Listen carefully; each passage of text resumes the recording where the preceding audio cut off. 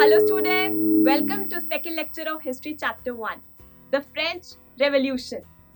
Introduction lecture में हमने बात की थी कि हिस्ट्री हमारे लिए कैसे यूजफुल है. हमने डिस्कस किया था फ्रेंच नेशनल डे के बारे में. आई एम श्योर आप सब लोगों को भी याद होगा. हमने 14 जुलाई 1789 के बारे में बात की थी.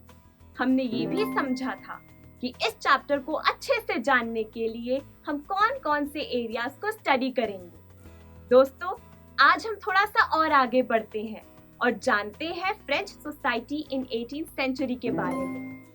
जब भी बात फ्रेंच सोसाइटी की आती है तो इन 5 पॉइंट्स के बारे में जानना हम लोगों के लिए बहुत ही इम्पोर्टेंट है. Point number 1, king Louis 16 rule. इसमें हम जानेंगे कि किंग लुइस 16 पूरे फ्रांस पर किस तरीके से राज करते थे.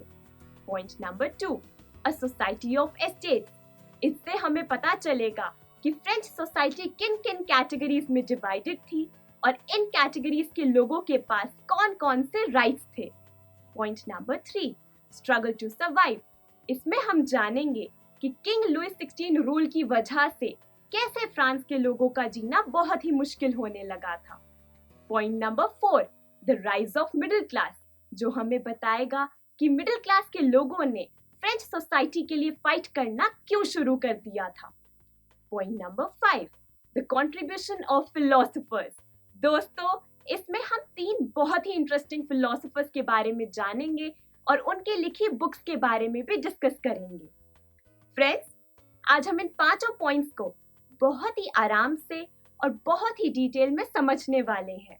इसीलिए जल्दी से शुरू करते हैं इस लेक्चर को.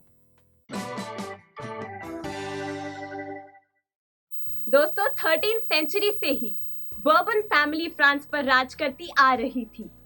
1774 में भी बर्बन फैमिली का ही राज था. इस समय फ्रांस का किंग था लुइस 16.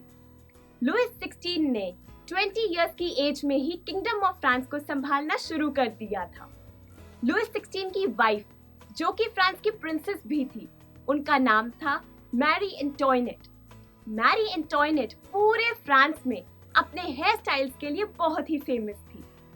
दिन भर फ्रांस के लोग इंतजार करते थे कि वो मैरी एंटोइनेट का हेयर स्टाइल देख सके. कभी कभी तो प्रिंसेस का हेयर स्टाइल 4 फीट लॉन्ग होता था. जानते हैं दोस्तों, जब किंग लुइस 16 ने फ्रांस को संभालना शुरू किया तब फ्रांस में फाइनेंशियल क्राइसिस की सिचुएशन थी. यानी कि फ्रांस में बहुत ही ज्यादा पैसे की कमी होने लगी थी. उस समय फ्रांस की करेंसी थी लीव्र. अब बात आती है कि आखिर लीव्र की इतनी कमी क्यों होने लगी थी. दोस्तों, इसके 4 रीजंस थे. रीजन नंबर 1, फ्रांस ने पास्ट में हुई वॉर्स पर बहुत ही सारा पैसा खर्च कर दिया था, जैसे कि ब्रिटेन वॉर पर. रीजन नंबर 2, किंग लुइस 16 अब 13 अमेरिकन कॉलोनीज की मदद करने लगे थे ब्रिटेन से फ्रीडम पाने में, जिसमें फ्रांस का बहुत सारा पैसा खर्च हो रहा था. Reason number 3, king's court at Versailles को मेंटेन करने में भी बहुत सारा पैसा जा रहा था. वर्साइल दोस्तों एक फ्रांस के सिटी का नाम है.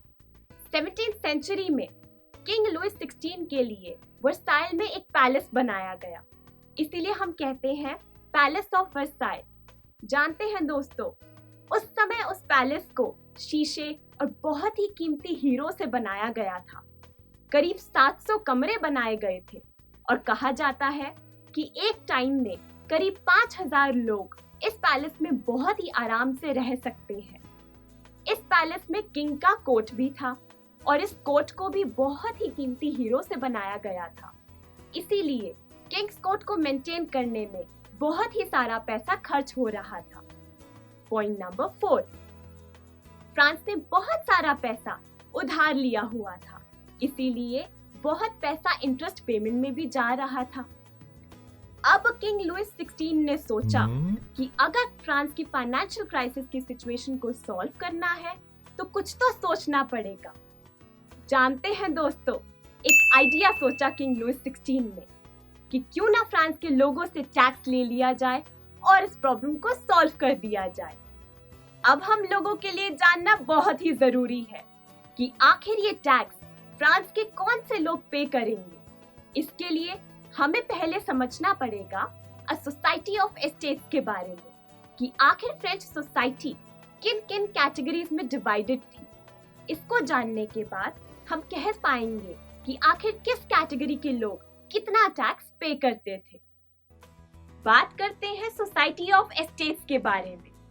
स्टूडेंट्स, 18th सेंचुरी में फ्रेंच सोसाइटी 3 एस्टेट्स में डिवाइडेड थी।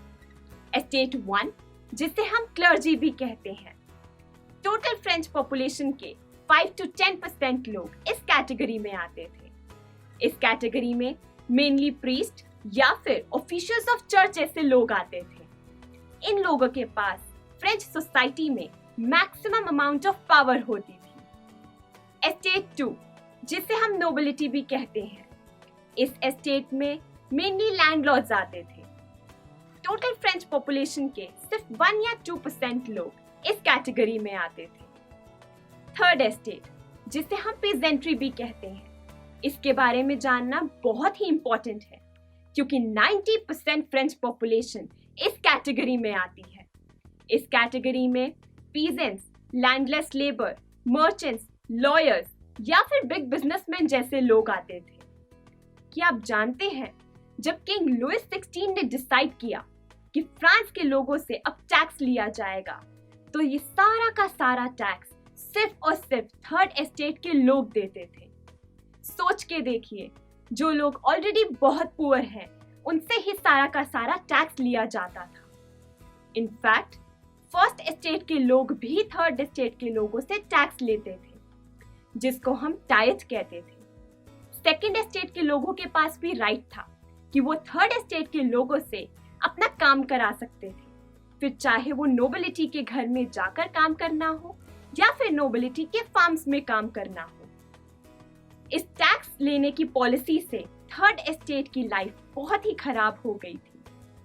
सोच कर देखिए कि इन पुअर लोगों का जीना कितना मुश्किल हो गया होगा। चलिए अब देखते हैं कि कैसे टैक्स कलेक्ट करने की पॉलिसी से पीजेंट्स का सर्वाइव करना मुश्किल हो गया। ये तो हम समझ चुके हैं कि क्यों थर्ड एस्टेट के लोगों को ही सारे टैक्सेस पे करने पड़ते थे।